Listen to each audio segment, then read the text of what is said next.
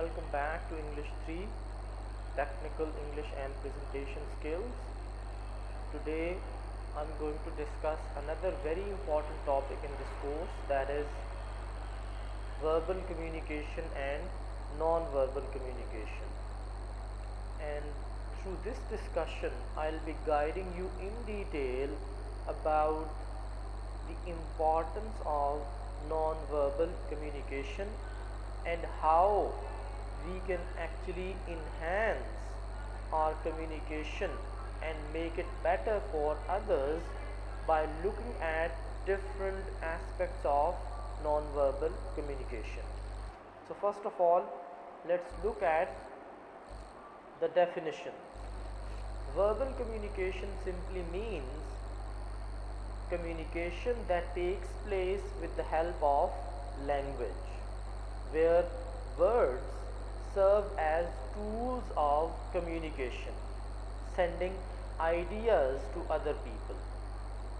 And this is the mode of communication that is frequently used by all of us in our daily life. We use language, words, to share our ideas and thoughts with other people. And this is considered to be the easiest and most effective way of conveying our ideas to other people. But at the same time, we cannot ignore the significance of non-verbal communication. Non-verbal communication means when we are speaking in a certain situation to certain people, our body, without our knowing, without our control, sometimes sends clues which carry their own meanings. So if there is consistency between verbal communication and non-verbal communication, only in that case our ideas can be easily understood by the speakers.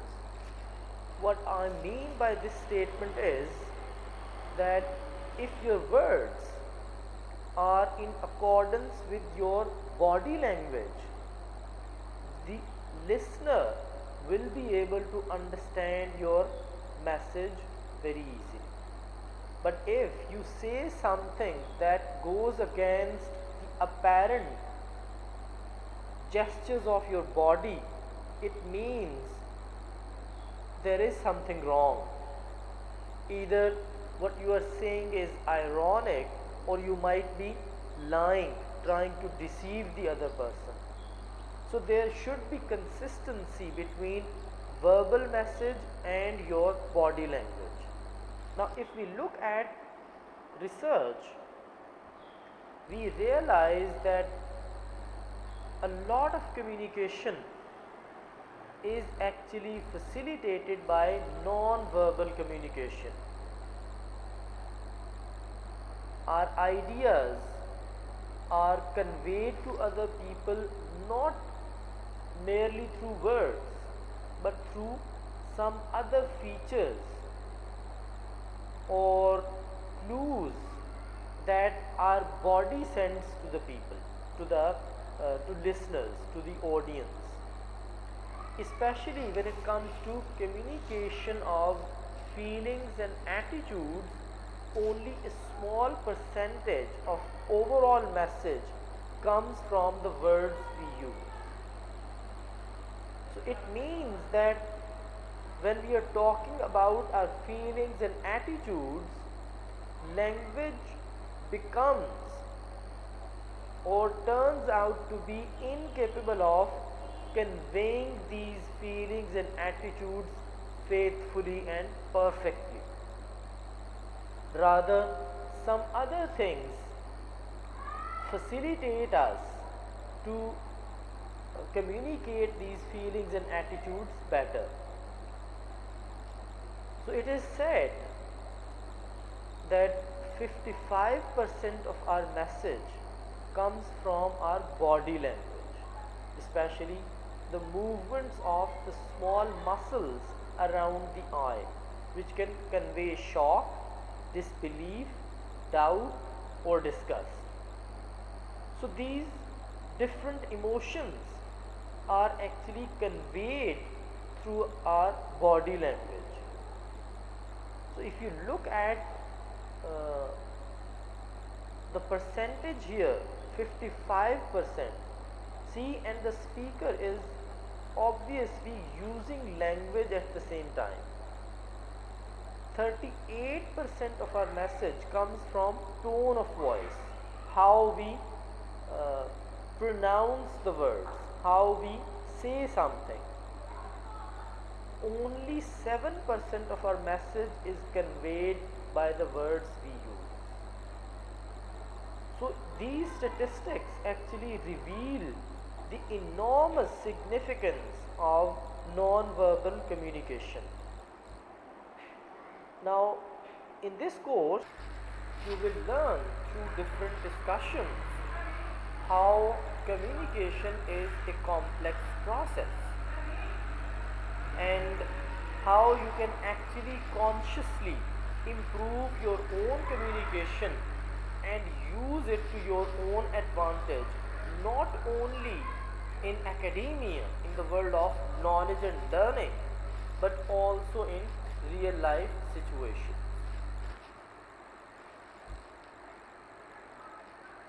Now let's look at different aspects of body language and how you should be utilizing those to make your communication more effective. So what we have established by now is that there is a strong connection between communication and body language, as I have shown you through statistics, that 55% of our message comes from our body language, and then 38% from tone of voice, and only 7% from language. Now, in order to improve your body language, what you can do is try to, it is not only for you as a speaker but also as a listener. When somebody is speaking to you, you should be noticing their body language. And in body language, the most important features are your gestures, facial expression, your movement, tone of voice, pitch of voice, how low or high your voice is. So if you notice these different features of body language, you can easily understand the ideas of the other person. And among these features, we notice that facial expressions are actually very important. They betray your emotions that you might be trying to hide. So this expression actually adds to your words. It either supports it or sometimes contradicts it. And both of these are important for the listener, who has to listen to you and decipher your ideas through language. So if he only focuses on the language that you are using, he is more likely to misunderstand you, because a great part of your message actually relies on non-verbal clues which your body is sending. So body language actually reinforces and supports your meaning. Similarly, facing the audience is also very important, because once you are speaking to a number of people and you are interacting with them, if you face them, it allows you to build up a relationship with the audience. And this is what we usually call engaging your listeners. If you want them to listen to you and understand your ideas, what you need to do is you have to manage to grab their attention and ensure their involvement in your discussion. If they are distracted, it is, in most of the cases, the fault of the listener. So, speaking and communication actually becomes a craft. It is not simply saying a few things. It is rather a very tactful way of dealing with people if you want your communication to be successful and effective. If people do not listen to you, obviously your ideas are not going to be picked up by them, and somehow your time is going to be wasted. So while you are facing the audience, what you need to do is to develop calmness and focus. You must appear composed, calm, relaxed, and try to focus on the ideas that you want to share with the audience. Now, this condition makes your audience realize that the person is in full command of his ideas. He knows what he is talking about and he is confident. He is not nervy. He is not shaky.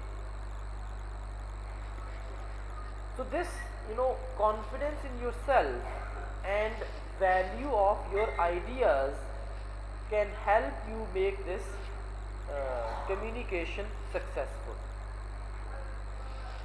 Second thing that is important in body language is eye contact. When you are facing the audience, you must maintain eye contact with them, and your mood should be cheerful and friendly. Do not let tension build up between you and the audience. They should feel at home, and in this friendly environment they'll be better able to listen to you with greater interest and understand your ideas better. Now this eye contact helps you to communicate effectively with the audience, because the audience feels that you are actually talking to them. You are not simply saying your own things. You make sure that the people listen to you. Now, it might seem redundant to point out the significance of eye contact, but usually it so happens that beginners are so nervous that instead of facing the audience and maintaining eye contact with them, they instead start looking up towards the sky. Now this makes you look ridiculous and a laughing stock for the listener. Instead, this attempt to come closer to your audience and maintain eye contact with them allows you to demonstrate your own confidence. And if you appear confident, the listeners feel more motivated to listen to you. Otherwise, they'll be feeling that the person is nervous and unable to convey his ideas. Now, when we are speaking about facing the audience and maintaining eye contact,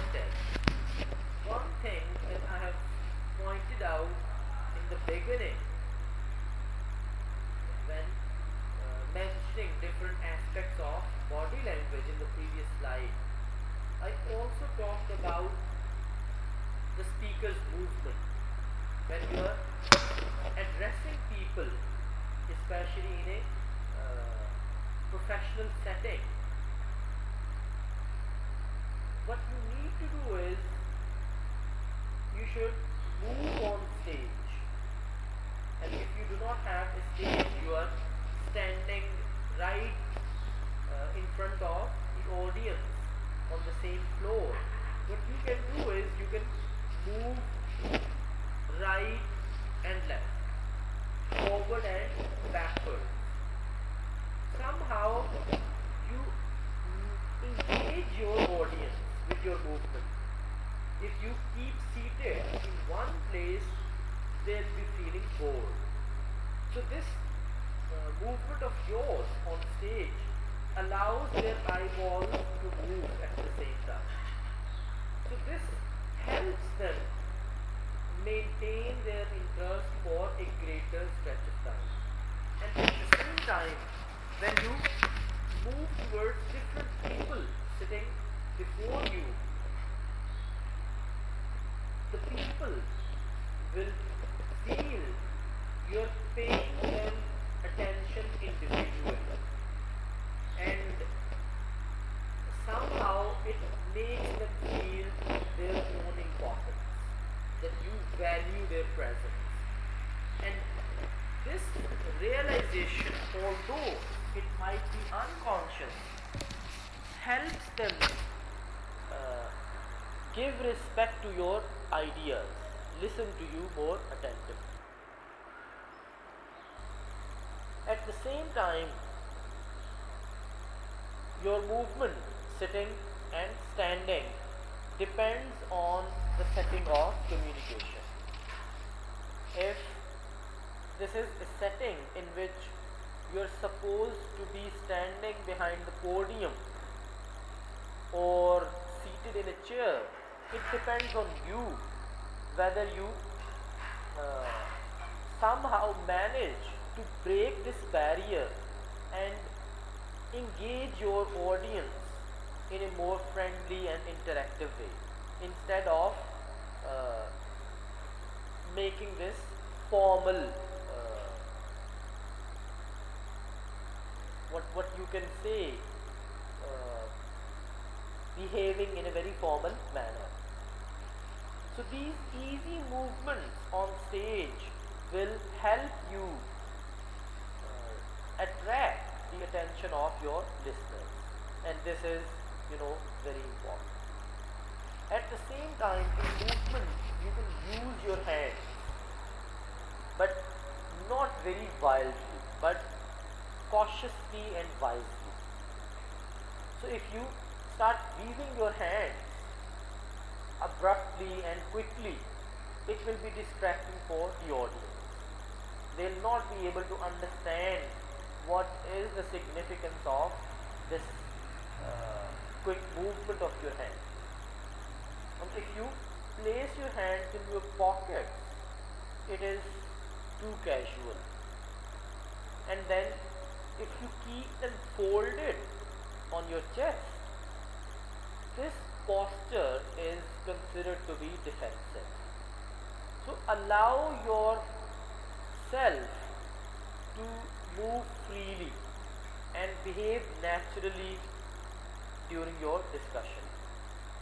You can, if you are confused, if you are nervous, what you can do is you can hold notes, a small notebook in your hand, in order to engage your hand, or you can take a ballpoint marker. But the rule of thumb is the situation will determine what kind of movement or activity is required on stage. So this is a trait of an excellent speaker with effective communication, to use the setting to his own advantage. instead of uh, you know succumbing to the constraints of the setting, he devises his own strategies and tactics and overcomes the immediate contextual barriers in order to make his communication effective. So this all means that communication is not something ordinary or casual. Rather, it is a process that tests your ability, how innovative and creative you are. So what you need to do is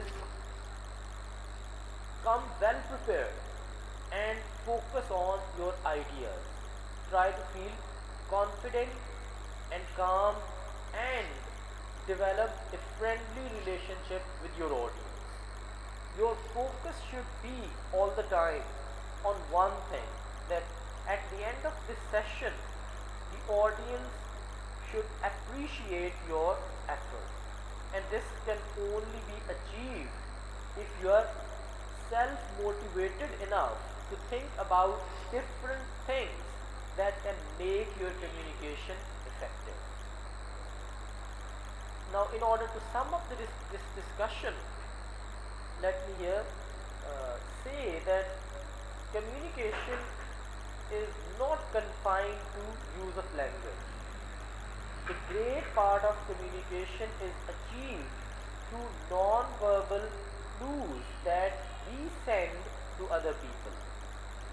So if you want to develop and improve your communication and presentation skills, what you need to do is try to practice and rehearse before you appear in front of the audience. And what you need to practice during that rehearsal is how you actually move on stage, how you use your hands, how you can use your facial expressions and gestures to reinforce your ideas. So this is it for today. See you in the next session. Allah Hafiz.